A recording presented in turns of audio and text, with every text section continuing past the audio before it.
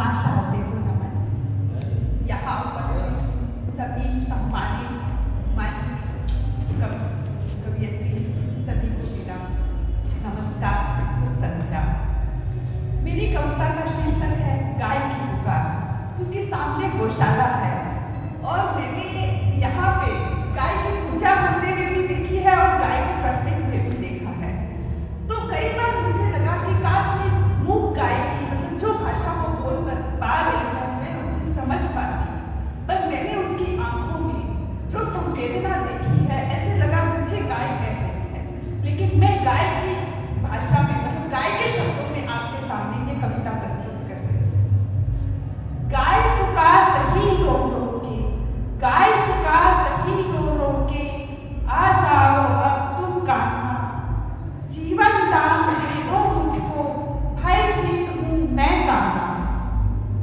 किस तरह मुझसे इन लोगों ने अपना स्वार्थ सिद्ध किया, दूध मिला तब संग रखा, फिर कसाई को बेच दिया।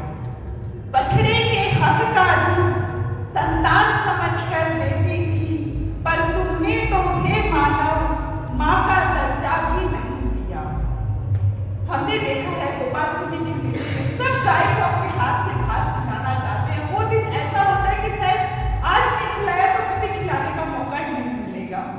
तो गाय कह रही है, क्या होगी जो मेरी पूजा, क्या होगी जो मेरी पूजा, गोपाष्टमी में करते हो तुम्हारी अपनी गो माता जिंदा काटी जाती है, फिर भी तुम चुप रहते हो। किस तरह मुझे मार डालते, किस तरह मुझे मार डालते, सुनकर हृदय सिहर जाता है।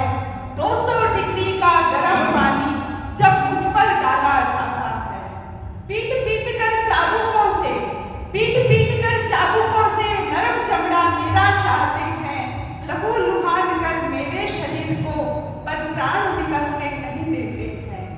ईद का दृश्य बताती हूँ आपको। मैंने आंखों से देखा है, मैं माछुआ रहने का मुझे काम पड़ा, मेरे किचन की खिड़की से मैंने देखा है। पाँव बांध कर मेरे मुझको, पाँव बांध कर मेरे मुझको उल्टा लटकाया जाता है, जीते जी मेरे शरीर का गर्म खून निकाला जाता है।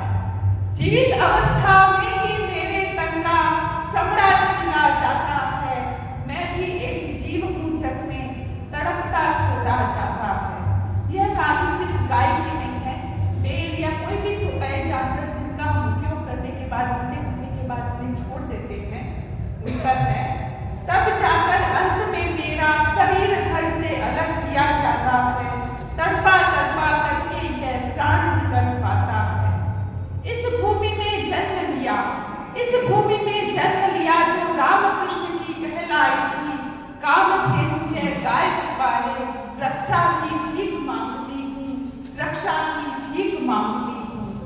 आ जाओ तुम अब कान्हा, आ जाओ तुम अब कान्हा, नहीं रहना इस गोचर भूमि में। गोचर शब्द का प्रयोग इसलिए किया गया है कि गाय कभी भी एक जगह से घास नहीं खाती है कि ताकि वो खत्म हो जाए या वहां से कुछ खराब हो जाए।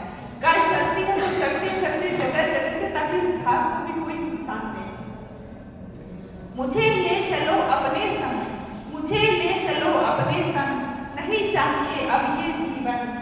अब सुनिए, यदि धरती पर गाय नहीं रहेगी तो क्या होगा? गाय के शब्दों में सुनते हैं। यदि गाय नहीं रही तो, यदि गाय नहीं रही हो ये भूमि मरघट बन जाएगी, गौमूत्र गौरज में ये प्रकृति ही मिट जाएगी।